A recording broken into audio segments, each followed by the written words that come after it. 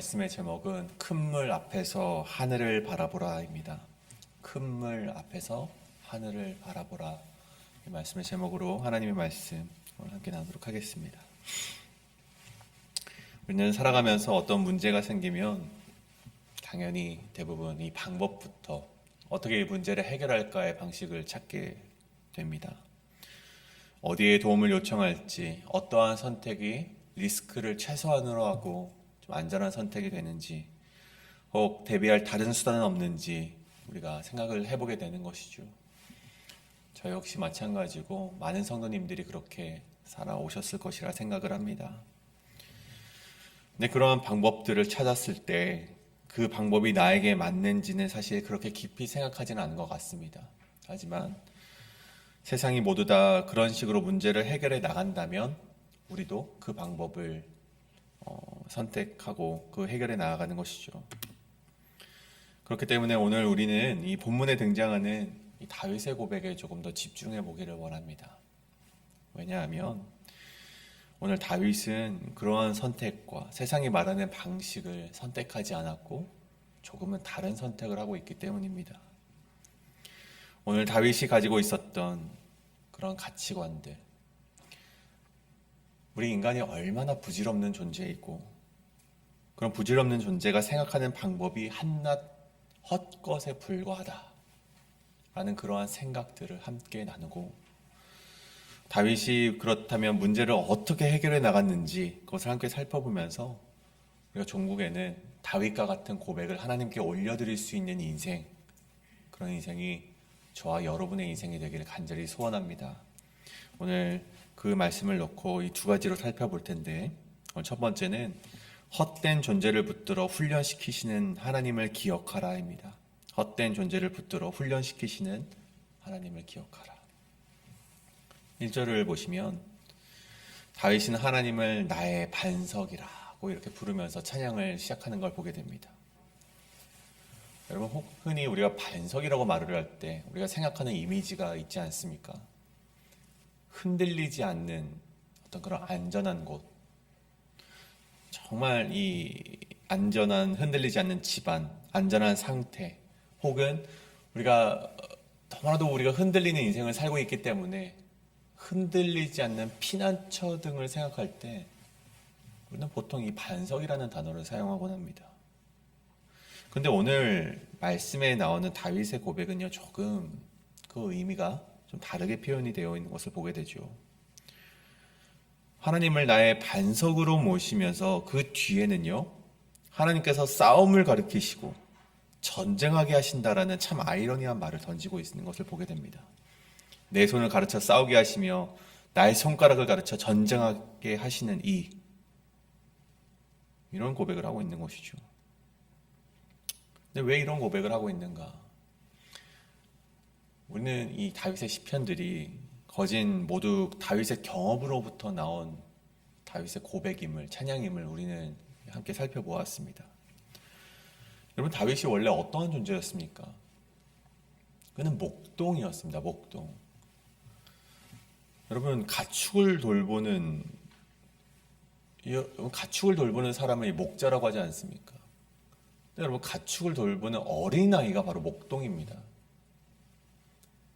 아버지가 어머니가 이 양들 좀 잠깐 맡아주라 해가지고 어렸을 때부터 그 가축을 배우는 법.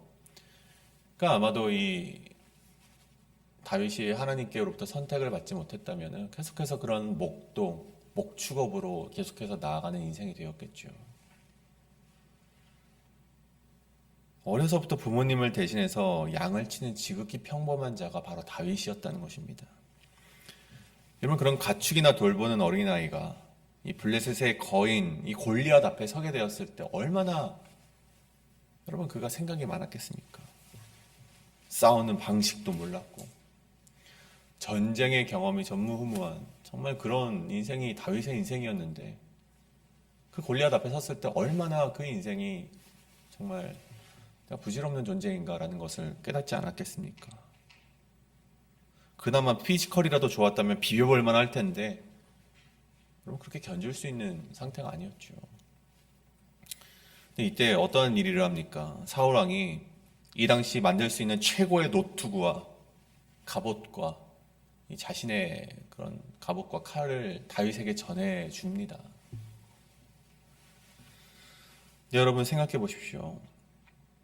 여러분 우리에게 문제가 닥칠 때, 여러분에게도 삶에 문제가 이렇게 다가오지 않습니까? 그런 문제가 닥칠 때 이 문제를요 하나님께 맡겨드리지 않아도 문제의 실마리들은 있습니다. 문제 해결의 실마리들이 있습니다. 하나님께 굳이 기도하지 않아도 괜찮아 보이는 방법들이 있다는 것이죠. 그 중에서도 정말 괜찮다고 생각되어진 문제들, 그것을 통하여서 우리가 오히려 그 문제보다 더 뛰어난 해결책을 우리가 이룩할 수 있을 것이다라고 생각되는 것들이 있는데, 오늘 바로 그것이 사울의 갑옷이었다는 것입니다. 어떻게 보면은 이 인간이 준비할 수 있는 최고의 방법, 그것이 바로 이 사울의 갑옷과 사울의 칼이었죠. 그럼 왕이 차는 갑옷이니 얼마나 좋았겠습니까? 같은 노수로 만들었어도 최선을 다해서 만든 것이 바로 왕의 갑옷일 텐데. 여러분 하나님을 의지하지 않아도 최고라고 생각되는, 최선이라 생각되는 방법들은 언제나 우리에게 있다는 것입니다. 근데 중요한 건 보십시오. 다윗은 어떻게 합니까? 그 방법을 사용합니까? 그렇지 않았다는 것이죠. 아무리 세상이 주는 위대한 방법이 있다 할지라도 여러분 다윗이 말하는 것은 이건 나에게 익숙하지 않습니다. 이 방법은 나에게 맞지 않습니다라고 말하고 블레셋 군대에게 나가면서 무엇라 외칩니까? 나는 만군의 여호와의 이름 곧 너가 모욕하는 하나님의 이름으로 나아가노라. 이 고백을 다윗이 블레셋 장군 앞에서, 거인 장군 앞에서 외쳤다는 것입니다. 그때 다윗이 경험하게 된 상황이 무엇입니까? 오늘 말씀은 2절의 고백이죠. 내가 적으로부터 피할 수 있었고 백성들이 자신에게 복종하게 하셨다라고 되어 있습니다. 이 피할 수 있었고라는 것은 도망갈 수 있었다는 것이 아니라 그런 문제로부터 해결함을 받았다는 것을 말하는 것이죠. 이것이 하나님의 이름으로 나아갔던 다윗이 경험했던 하나님의 은혜라는 것입니다. 여러분 우리는요 이전에 내가 경험해보지 못했던 현실의 벽 앞에서 얼마나 많은 세상의 방식으로 나아가고 있는가를 우리가 되돌아보아야만 합니다. 얼마나 많은 보험을 가지고 그 문제로 나아가려고 하는지, 하나님께 그 문제를 맡겨드리기 전에 얼마나 많은 방식으로 그 문제를 맞서고 있는지를 우리 자신을 되돌아보자는 것이죠. 그것이 왕의 갑옷과 같이 세상이 말하는 최고의 방법이라면 우리는 흡족하며 그 방식을 선택하려 하고 있지는 않은가? 우리 인생을 되돌아보라는 것입니다. 다윗은요 인간이라는 존재가 얼마나, 그리고 그가 그런 인간이 의지하려고 하는 그런 방법이 얼마나 덧없는 것인지를 분명히 알고 있었습니다. 오늘 3절과 4절을 보십시오. 여호와여 사람이 무엇이기에 주께서 그를 알아주시며 인생이 무엇이기에 그를 생각하시나이까. 사람은 헛것 같고 그의 날은 지나가는 그림자 같으니이다. 사람은 헛것 같다. 아담 라헤벳다마. 이 문자적으로 보니까요 인간은 한 번의 호흡 딱 그 정도뿐이다. 인간의 인생은 호흡 한 번의 인생과 그것에 불과하다. 지나가는 그림자 같은 인생이다. 이것이 다윗이 가졌던 인간론이었다는 것이죠. 인간이 얼마나 약한 존재인지, 그런 한낱 호흡에 불과한 인생이 만들어온 그런 방식들이 얼마나 부질없는 것인지 그는 알고 있었고, 그래서 그는 인간의 방법이 아니라 나의 반석 되시는 하나님으로부터 전쟁을 배우고 싸움을 얻었다라는 그런 고백을 오늘 말씀을 통해 올려드리고 있는 것입니다. 사랑하는 여러분, 저는 오늘 이 다윗의 고백이 우리의 고백이 되어야 될 줄 믿습니다. 우리가 한 번도 경험해보지 못한 문제들은요 계속해서 우리를 향해서 달려오고 있습니다. 여러분 어쩌다 한 번은, 정말 어쩌다 두 번 정도는 우리가 인간의 방법으로 그것을 넘어설 수 있을지 모르겠습니다. 근데 여러분 한낱 호흡과도 같은 인생이 다가오는 모든 문제들을요, 이겨낼 재간은 없습니다. 우리가 문제를 넘어섰다고 또 다른 문제가 없습니까? 그렇지 않죠. 이 인생이 고난의 연속인 것처럼 여러분, 모든 고난을 이겨낼 수 있는 재간은 우리에게 없다는 것입니다. 오직 만군의 하나님만이, 모든 전쟁을 이기시는 하나님만이 그 문제들로부터 우리에게 승리를 경험하게 해주신다는 것입니다. 오늘 이 다윗의 고백, 나는 만군의 여호와의 이름 곧 하나님의 이름으로 나아가노라 라는 외침이 여러분의 외침이 되셔서 헛것과 같은 인생이지만 나를 존귀하게 여겨주시는 하나님을 의지하시며 오늘 우리에게 주어지는 전투와 문제로부터 승리하시는 여러분 되시길 간절히 소원합니다. 이것이 바로 오늘 헛된 존재를 붙들어 훈련시키시는 하나님을 기억하라입니다. 오늘 마지막으로 이 두 번째는 물보다 더 강인한 하늘의 하나님을 의지하라입니다. 물보다 더 강인한 하늘의 하나님을 의지하라. 이 한낱 헛것과 같은 인생을 그런 인간이 그런 존재임을 인정하면서 다윗이 곧바로 자신의 처한 상황을 하나님께 고백하는 것을 보게 됩니다. 5절에 여호와여 주의 하늘을 두리우고 강림하시며 산들에 접촉하사 연기를 내게 하소서. 번개를 번쩍이사 원수를 흩으시며 주의 화살을 쏘아 그들을 무찌르소서. 위에서부터 주의 손을 펴사 나를 큰 물과 이방인의 손에서 구하여 건지소서. 그들의 입은 거짓을 말하며 그의 오른손은 거짓의 오른손이다. 앞서 고백했듯이 사람이 생각하는 방법보다는 하나님께서 정말 이 번개를 번쩍이는 것처럼 원수들을 흩어주시길 바라며 주님께서 화살을 쏘아서 이 원수들을 심판하시기를 바라는 것이 바로 다윗이 의지했던 하나님의 방법이라는 것입니다. 다윗은요, 하나님의 정의가 살아있다라고 굳건히 믿었던 자였습니다. 그것이 바로 오늘 6절의 고백과도 같은 것이죠.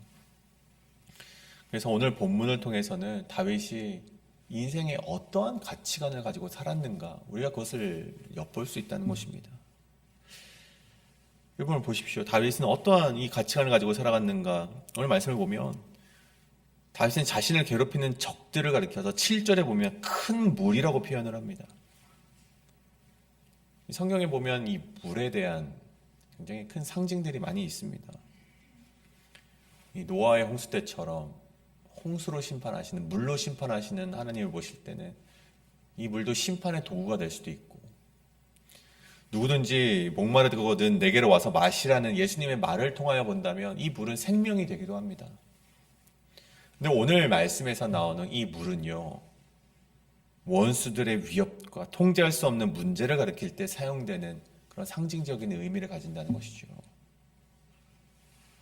그래서 이사야 43장에도 이러한 표현이 적혀 있는데, 너가 물 가운데로 지날 때, 원수들의 위협과 통제할 수 없는 문제들을 지날 때 내가 너와 함께 하겠다. 강을 건널 때 물이 너를 침몰하지 못하게 할 것이다. 마찬가지로 이 물이 원수들의 위협을 가리키는 것이죠. 오늘 이 시편의 이 7절의 말씀도 마찬가지입니다. 다윗은 그런 물 중에서도 큰 물의 위협을 당하고 있습니다. 그런데 그런 반면에 오늘 말씀에서 다윗은 하나님을 가리켜서 표현하는 단어도 있습니다. 그것이 무엇입니까? 5절을 보십시오. 여호와여 주의 하늘을 두리우고 강림하시며, 또 7절에 보시면 위에서부터 주의 손을 펴사. 여러분, 적군의 위협이 큰 물과 어떤 큰 홍수라고 고백을 했다면 하나님의 능력은 무엇입니까? 그와 견줄 수 없는 하늘이다. 이것이 바로 다윗의 고백이었던 것입니다. 이것이 다윗의 가치관이고 믿음이었고 신앙이었습니다. 그래서 다윗이 왜 그토록 적군의 위협 속에서 두려움에 잠식되지 않고 상황을 이겨낼 수 있었는가? 그 방법이, 그 가치관이 바로 여기에 담겨 있다는 것입니다. 적군이 아무리 활개를 치고 파도 치듯 그 물을 흔들지라도 그것과 전혀 관계없는 하늘에 계신 하나님께서 나를 구원해 주실 것이다. 그것이 바로 이 다윗의 믿음이었다는 것이죠. 이 세계 최대 부호 일론 머스크라는 사람이 있습니다. 그가 주장하는 이론 중에 이 시뮬레이션 이론이라는 것이 있더라고요. 그러니까 우리가 살고 있는 세계가 실제로는 이 고등 컴퓨터 시스템에서 만들어낸 가상세계다. 뭐 그런 말을 했더라고요. 가상세계가 아닐 확률이 뭐 0.0001%다. 막 그런 얘기를 했다 하죠. 제가 왜 그런 말을 했는가 보니까 이 세상에 있는 물리 법칙이 너무나도 정교하잖아요. 그 정교한 것을 보면서 또 계산 가능한 구조로 만들어진 이 세상은 결국 그냥 생겨난 것이 아니라 어떤 엔지니어가 있을 것이다. 어떤 디자이너가 있을 것이다. 그렇게 생각을 하는 것이죠. 물론 일론 머스크가 주장하는 하나의 이론에 불과합니다. 하지만 저는 이것이 우리가 그토록 외쳐오던 신앙의 본질과 맞닿아 있지 않은가 좀 생각을 해보았습니다.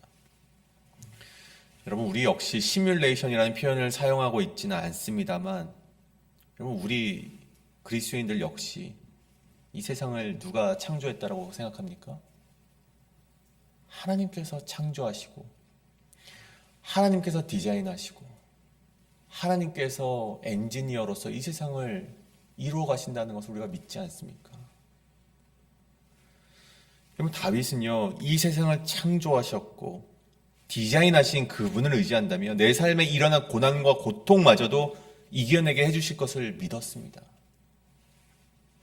그래서 그가 이 문제가 일어났을 때 이 문제를 컨트롤할 수 있는 디자이너가 하나님이심을 믿었기 때문에, 그러니까 모든 문제 속에서 세상의 방법을 의지하지 않고 이 문제마저도 통제할 수 있는 하나님 앞으로 나아갔다는 것입니다.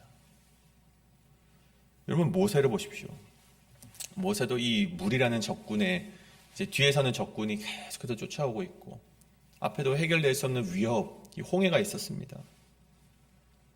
근데 그때 가만히 서서 여호와께서 오늘 너희를 위하여 행하시는 구원을 바라보라라고 우리 이스라엘 백성들에게 말하면서 두 손을 지팡이를 높이 들었을 때 물이 갈라지지 않습니까?